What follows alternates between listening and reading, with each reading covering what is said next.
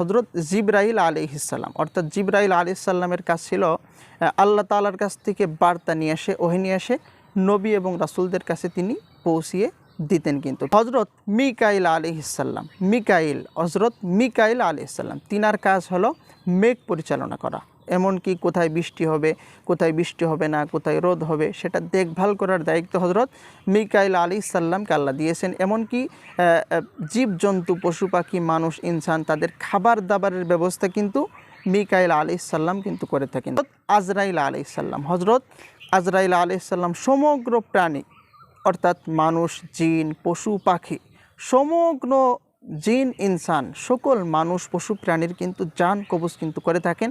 তার নেতৃত্বে অসংখ্য অগণিত ফেরেশতা কিন্তু রয়েছেন। হজরত ইসরাফিল আলাইহিসসালামের কাজ কিন্তু সিংহা নিয়ে দাঁড়িয়ে থাকা, অর্থাৎ আল্লাহ তাআলা যখন আদেশ দিবেন, যখন হুকুম করবেন যে তুমি সিংহায় ফুৎকার দাও, তখন 3টা ফুৎকার দেওয়া হবে। একটা ফুৎকারেই কিন্তু কিয়ামত শুরু হয়ে যাবে। অর্থাৎ হজরত ইসরাফিল আলাইহিসসালামের কাজ হলো সিংহায় ফুৎকার নেওয়া। তিনি মুখে সিংহা দিয়ে দাঁড়িয়ে আছেন। আল্লাহ তাআলা কোন সময় আদেশ করবেন তিনি ফু দিবেন, বাঁশি দিবেন, সেই চিৎকারেই কিন্তু কিয়ামত শুরু হয়ে যাবে। তো আশা করি আপনারা বুঝতে পেরেছেন যে